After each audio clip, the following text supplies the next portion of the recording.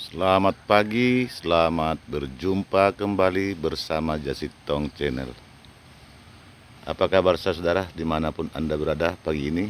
Kiranya kita semua ada dalam keadaan sukacita, sehat walafiat, berlimpah rezeki, panjang umur, amin ya rabbal alamin.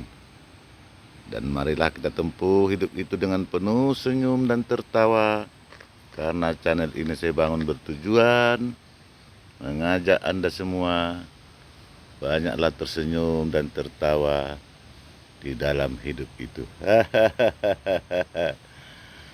Saudara pemirsa, kembali saya melakukan olahraga setengah jam tadi, berkeliling-keliling kampus yang megah ini. Ini lokasinya ke sana saudara-saudara. Di sana terlihat gedung-gedungnya. Jauh ada 2 km panjangnya ini. Namanya kampus Universitas Islam Indonesia Yogyakarta. Maka pada hari ini saya ingin kembali sebagai orang Batak menyambung cerita ringan kita kembali, masih seputar Tarombo orang-orang Batak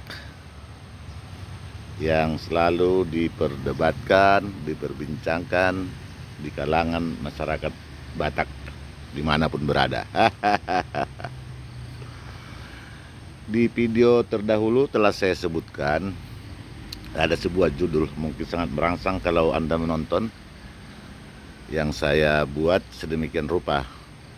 Judulnya adalah Keruwetan Martarombo, Keruwetan Partuturon Akibat Tarombo.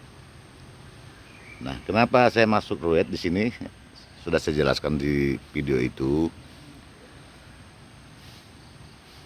Tanpa ada pun Tarombo di masyarakat Bonapasogit atau di kampung kita sana dulu konon, sudah terjadi kearifan lokal, yaitu berupa adat istiadat dan partuturon yang sudah melembaga sedemikian rupa antar yang Madrongat Tubu maupun Merburu dan sebagainya sudah ada di sana. Jadi seperti saya bilang, ketika Tarombo muncul dengan lengkap membuat nomor generasi dan Tarombo berpatokan pada nomor, maka terjadi kontradiksi dan yang mereka lakukan selama ini di kampung. Contohnya ya saudara yang sering terjadi, ketika Martarombo mereka masih tinggal di Bonapasogit atau di kampungnya mereka sana, ya sudah mereka tahu bahwa si A panggil abang ke si B, si C panggil bapak udah ke si D, si D misalnya. Tetapi setelah dibuat Tarombo terjadi pergeseran nomor. Karena Tarombo kan berdasarkan nomor. Jadi misalkan yang di kampung tadi dia abang saya. Nah, setelah dibuat Tarombo, dia menjadi adik saya. Atau bahkan kadang-kadang kalau saya nomor 15, yang abang saya di kampung tadi menjadi nomor 16. Nah, menurut Tarombo ini ya kan, menurut buku Tarombo. Jadi pertuturan kami yang sudah terbangun sekian lama itu, dan kebetulan juga abang saya ini misalnya lebih tua dari saya umurnya, sekarang saya harus manggil anak, ya kan lucu sekali. Coba perhatikan itu saudara ya, dalam Tarombo Anda itu, nomor yang tumpang tindih, perselisihan antara abang atau adik, itu sebetulnya. Jadi Tarombo ini ya apa ya, suatu, kalau aku bilang nanti seperti cocok logi lah gitu, dirunut-runut aja, disambung-sambungkan aja ke bawah gitu. Tidak jelas itu penomoran itu kalau sudah sampai puluhan belasan generasi ke atas sana. Jadi itu semua saya kira berawal ya, adanya kontroversi siapa kayak yang disebut orang Batak. Nah, penamaan Batak itu tidak dikenal dalam kearifan lokal atau tidak datang dari budaya Batak itu sendiri. Itu sudah banyak menulis itu, walaupun banyak juga yang membantah. Tapi di sinilah saya menjadi aneh ya. kontroversinya suku Batak ini. Saya sudah berumur 60 tahun ini, ya sangat sedih juga. Suku saya diperdebatkan, marga Tarombo diperdebatkan, dan lain-lain, adat dan ya sampai kapan ini kita selesainya? Kalau ada yang bilang inilah seninya sebagai orang Batak, ya. Kalau saya bilang bukan seni, ini suatu kekonyolan barangkali. Berdebat terus soal adat, berdebat soal Tarombo, berdebat soal asal usul, berdebat, apa enggak lucu? Jadi maksud saya kepada generasi muda yang pintar-pintar, yang sudah sekolah kemana-mana, suatu saat Anda buatlah semacam riset yang komprehensif untuk meneliti pertama, tahun berapa lahirnya si Raja Batak itu. Betulkah dia raja orang Batak? Betulkah dia hanya mitos? Ya, kedua, Tarombo ini disusun apa dasarnya? Sehingga dia buat dari si Raja Batak terus bla bla.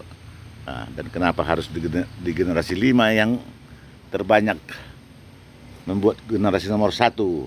Ya, macam-macam lah ya. Silakan Anda teliti, Anda riset dengan benar agar tidak masalah Habatakon ini menjadi kontroversi terus menerus. Jadi inilah obrolan dengan kita pagi ini, masih seputar tema orang Batak, Tarombo orang Batak, dari manakah asal usul Batak. Jadi saya tergelitik kadang-kadang ya, kalau saya klik di internet. Sekarang kan kita bisa buka semua di internet ya. Jadi kalau ada orang bilang medsos itu tidak akurat, ya saya bantah itu. Yang ditulis dalam medsos memang banyak diragukan kebenarannya. Tapi kalau dia penulis profesional, memang dia penulis dan punya buku, lalu dipostingnya di medsos, diuploadnya di medsos, ya kenapa tidak percaya? Memang banyak hoax, mungkin banyak yang nggak benar ya, tapi ya kalau saya mengacu kepada orang yang benar. Lihat dulu orangnya, yang menulisnya siapa, dari kalangan akademis atau bukan. Itu jadi tidak usah alergi dengan medsos. Justru medsos inilah mempersatukan kita sebenarnya. Coba sekarang grup-grup Batak yang semarga, yang lain marga bisa bergabung seluruh dunia. Kayak kami di grup diaspora Batak dari California, dari Meksiko, dari Australia, Jepang, dan seterusnya dan seterusnya. Coba digabungkan dengan WA grup ini. Ya kita harus berterima kasih kepada pencipta teknologi tinggi ini. Jadi kita sekarang bisa berdiskusi lewat WA. Saya tidak begitu tertarik ya dengan Zoom meeting ya. Menurut saya itu suatu pekerjaan yang agak sulit buat saya. Kadang sinyal, kadang macam-macam, alat yang tidak begitu lengkap. Jadi saya banyak menulis hanya di grup-grup WA dan membuat video sederhana seperti ini di YouTube. Saya punya channel namanya Jasitong. Walaupun tidak banyak subscribernya, saya tidak begitu peduli amat.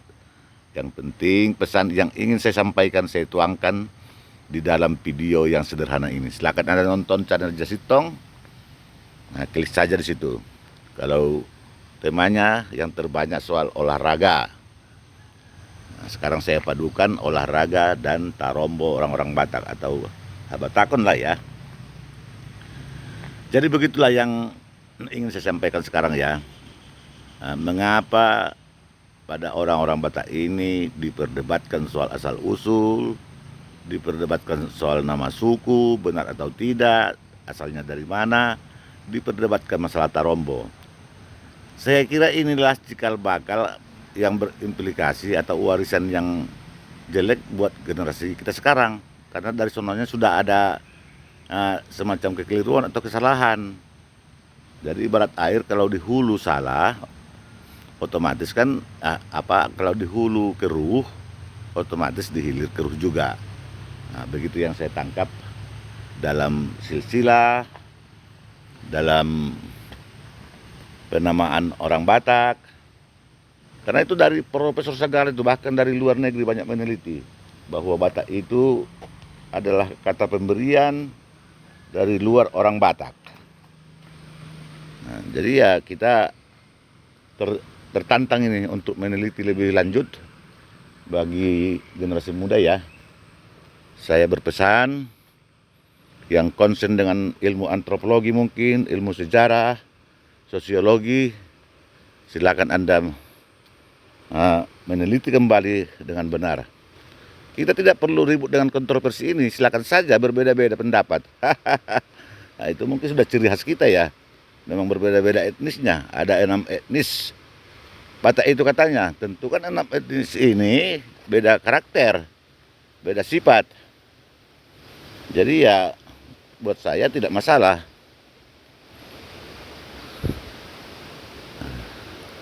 Pro dan kontra terhadap sesuatu itu kan ya memang begitu. Tidak bisa kita samakan semua pendapat orang.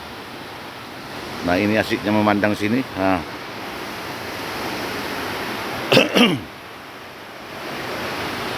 Jadi ini sebuah sungai mengalir di sebelah timur, di sebelah barat sana juga mengalir satu. Jadi mereka bendung, terjadilah embung seperti ini, waduk kecil. Jadi cukup asik di sini. Ini hanya boleh dilewati oleh pejalan kaki. Jadi disinilah saya olahraga untuk menghabiskan waktu setengah jam. Jadi demikian dulu saudara video saya ini ya, semoga bermanfaat.